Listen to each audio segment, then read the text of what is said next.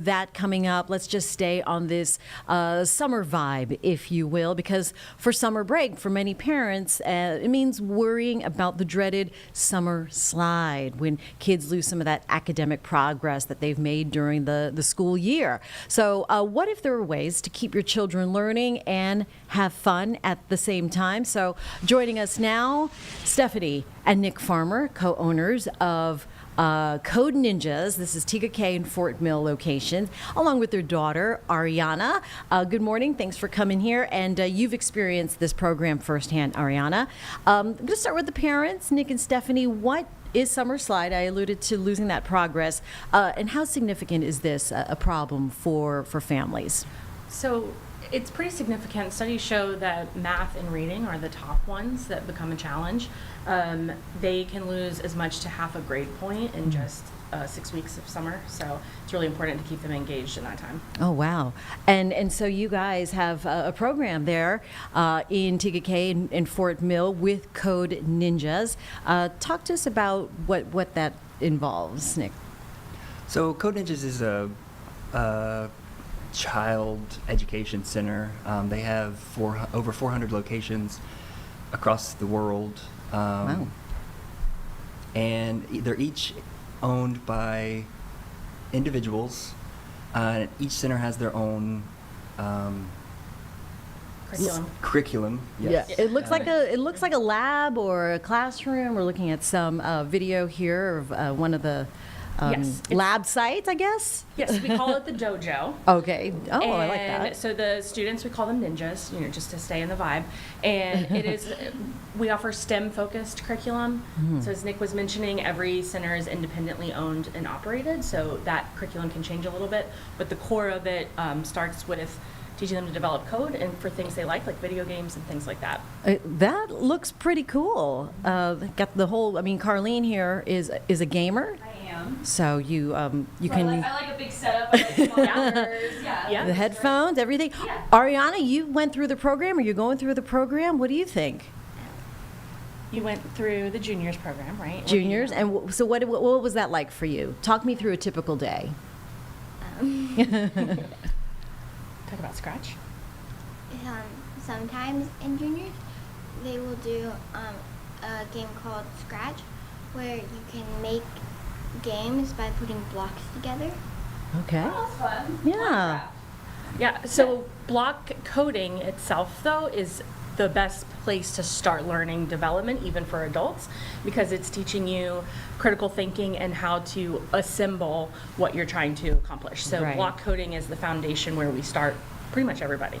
That makes sense. I mean, so we've also mentioned that maybe critical thinking, problem solving, and those thinking skills are skills that they're learning, but it's sort of hidden or disguised as fun. Even Yes. reading comprehension is baked into that because they have to look through the prompts and work together with their peers and think about how they're interpreting the prompts that they're given. Wow. Ariana, what was your favorite part? Lego. Lego? Lego robotics. Oh, okay. Yeah. Oh, We do okay. robotics. What do you do with the Lego robotics? Make robots. What can they do, though? You can make robots that dance. You can make robots that can grab stuff. You can make some that can Sort colors. yeah. Sort colors. You can make some that will SWAT. yeah. SWAT. SWAT? Move Okay, I things, see move your things. hand, yes. Launch, I think maybe is the word you were. All right, so let's talk about who is this for, age range, and how what should parents look for when they look for this kind of activity or camp? Yep. So we particularly start at age 5 and work up to age 14. I think when they don't have a strong reading base, we've created a curriculum that still works them through and things that are engaging. So from 5 to 7, sometimes that's a little bit harder to find. So if you're looking for programs for your kids, make sure that you're finding something that meets them where they are academically as well as interests. And then for the older range, I think is also hard to find. So we're trying to expand that scope for 12, 13, 14-year-olds because that's where you see those extracurriculars start to drop off. If you're not in sports, there's not really something for you. Right. So we're working on expanding that in things that are interesting, like UX design and robotics, and maybe things they can take into a career, like some of the languages that are used in the workspace, Yeah. regenerative learning, AI, things like that. And how do you keep the fun factor while keeping them motivated and wanting to learn? Is it just built in, the nature of the activities that they go through?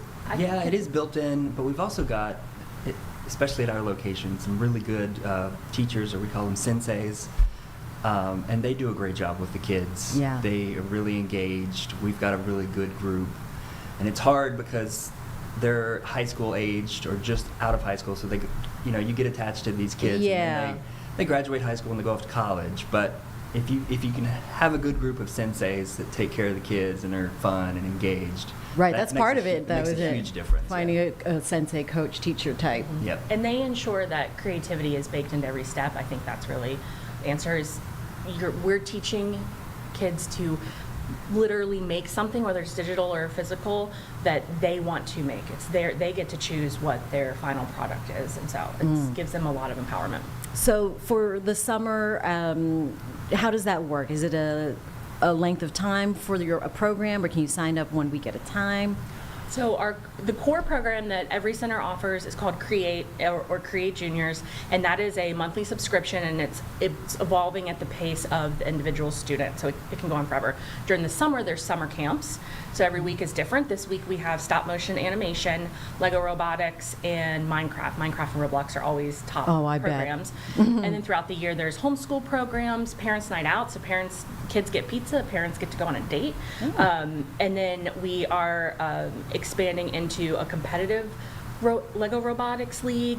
That's another thing that a lot of centers are looking into. I mentioned homeschool, and then we do day camps, like if school is out and you need a place to drop your kid off. Oh, so you can do it just for the day? Yeah. Okay. Yes, especially when school is out, because we know they're working parents, Right. and that your kids get to learn something, and you've got childcare, and you get to go to work. How do you measure the learning progress? How do you measure outcomes? We're talking about the belts.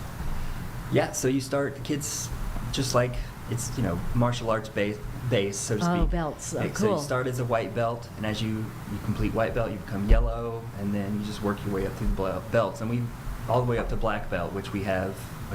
And there's testing in game. We have like 6 black belts right now. Yep. Oh, Every nice. round has like a testing module, and then they build a game based off of the prompts, and then the senseis judge them. So they are learning to take in feedback, not just like, oh yeah, this is good, and move on. They have to take in feedback without getting upset, and like that's a big lesson. Yeah. So yeah, that's how they work through it. And if they pass, the sensei passes them, they can move up to the next belt. Do you see kids gaining confidence through programs like this? Yes. Yeah, Yes. especially peer to peer. So being comfortable raising their hand for help, but also being comfortable helping their peer, and feeling like they really know they've accomplished something and that they know how to contribute. And what's the biggest misconception then parents might have about coding for kids? That it's going away.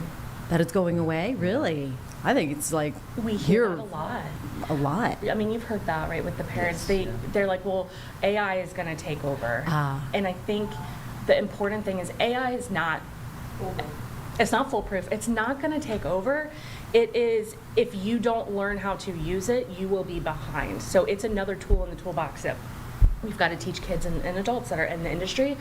But I mean, everything around us is a digital landscape, and so I think they feel like, oh, it's on the end of its life, and there's just so much more to learn, and it's constantly evolving. Fantastic. Anything else that we should know about Code Ninjas, or sort of this kind of camp for avoiding the summer slide? No, I think it's just important to make sure you're letting your kids do something that's interesting, so they're getting off the couch and, coupling creativity with the basics and the foundational elements of learning. I think is really important. Ariana, were you nervous at all, or, trying to start a camp like this, or you were nervous coming in here? You've been teaching junior Lego robotics this week, haven't you? Wow. She likes to teach. How old are you? 10. 10 and already a teacher. That is that peer-to-peer teaching, isn't it? Yes. Do you like the teaching, Ariana? Yeah. Yeah. What would you say to someone who's just coming on for the first time? Any advice? Don't be shy. Yeah. Take your own advice. Don't be shy. All right, very good. Where can we go for more information? Codeninjas.com, and you can put in your location and find your zip code and put in the location that's closest to you. Oh, okay, great. Yeah. All right, well, thank you so much. This is year-round as well. Yes. Yes. All right. We're running stuff all the time. All right, so summer slide or afternoon or just Afternoon. trying to continue the learning and the engagement and the fun. This Yes. is the now and the future. Yep. All right. Nick, Stephanie, and Ariana Fisher, thank you so much for joining us here in the Live Impact Studio. I hope parents and families gained some good information, and it was so nice to meet you. You too. Very nice Thank to you meet for you. having us. Thanks All for right. having us, yeah. Absolutely. Pleasure. Here in the Live Impact Studio, we're coming up on 9:23, so some more information for you and your families to take with you as we are approaching July 4th. So after July 4th, things are really going to ramp up for those dog days of summer and try to help you avoid that summer slide.